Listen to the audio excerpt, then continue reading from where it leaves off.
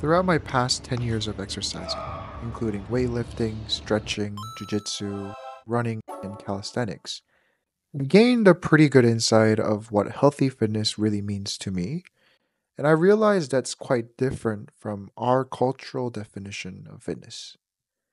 So I'm sharing my own perspective on what fitness is, hoping to start a dialogue that will help us redefine fitness for the better for all of us. I've narrowed my ideas into seven different oversimplified points. I say oversimplified because I can really talk for days for each one.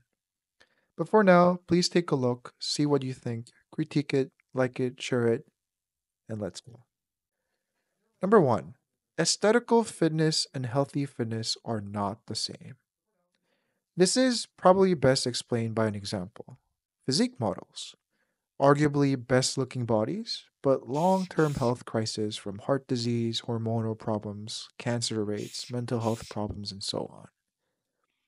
In other words, six pack abs, perfect legs, perfect butt might look great, but may not be the healthiest. A lot of these visual standards of fitness that we endorse online has added After Effects, Photoshops, optimal lighting, and endorses this radical obsession with aesthetics, which is becoming harder and harder to achieve. Sure, aesthetics matter a lot, and visual metrics are totally valuable because looking good leads to feeling good. But once it outrules other aspects of your fitness, it might cause some health damages. In other words, if your definition of fitness is purely built around visual standards, mainly consumed by others, it's likely that you'll never be satisfied with your body and fitness. This leads to my second point. Your looks and even your performance are only a tiny part of what fitness really is. Fitness is so much more. How your body and mind feels, how well you can move, how long you can stay active, how resilient your body is, your sleep quality, nutrition, and so much more. Fitness is about holistic well being that revolves mainly around your physical function, not just aesthetics and performance that results from exercising. Number three, our body needs variety of movements. Sure, the three movements of pushing, pulling, squatting might be the core essentials, but our body is built and designed for so much more. Modern fitness culture tends to highlight muscle and strength, but the flexibility, the fluidity, and the diversity of different movements types are not talked about enough, in my opinion. So maybe it's time to forget about big chest, big butt, but rather focus on big movements and deeper ranges. And in order to do this, we need to start exploring what our body needs.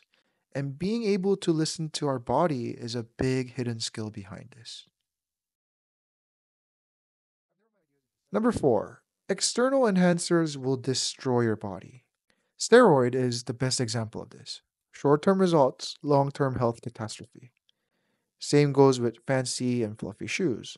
Short term comfort, feeling like walking on clouds, but long term spine, knee, and ankle issues. This applies to many other things like fancy gears, technology, or anything that gives short term results and pleasure. With time, their shiny effects will diminish and will likely weaken your body. So instead of getting stronger external tools, we might need to focus on getting stronger ourselves. I strongly believe that less reliance on external products and services will lead to stronger and more sustainable version of yourself. Number 5, results take time. It is true our body is much stronger than we think, and therefore we should challenge ourselves. But challenged too quickly, our bodily system will fight back to revert back to its comfort zone. For example, if you've been running 5K a day and suddenly run a full marathon, your knees will hate you for it. So focus on slow and gradual progress. It is in our human nature to look for quick hacks, efficiency, but remind yourself that those might be counter optimal in the long run. Quick results aren't necessarily sustainable, but consistent actions will definitely lead to results. So we need to prioritize long term fitness goals over quick results.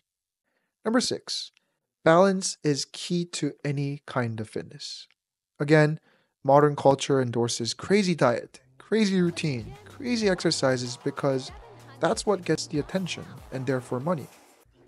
Many times, these radical cultures don't feel natural and therefore are not sustainable. Don't let attention shift you. Stay grounded and find your own balance. Balanced amount of exercise, nutrition, and self care is what leads to healthy fitness. Therefore, healthiest version of you. Finally, most important aspect of fitness is finding what works for you. Every fitness regime is going to look different. Everyone has different body, different context, experience, and different time available. What works for people in the 20s might not be best for people in the 40s. Find what works for you by learning, trying, exploring, and playing. Then develop your own program. And that is why investing in yourself with proper fitness education is so crucial, which is the reason why I've created this content to help you and others to critically think about how to be healthy and find your own version of fitness. And here's a summary of the key takeaway. Focus of fitness should be holistic, more than just exercising and having good external aesthetics. Broader incorporation of overall well being includes nutrition and sleep, just to mention a few. Balance, patience, and moderation are traits that we must practice for fitness that is actually healthy for us in the long run. So, today I want to close by saying thank you for your time and also to encourage you to think about what fitness really means for you, yourself, because that can be different for everybody. Again, thank you for your precious time.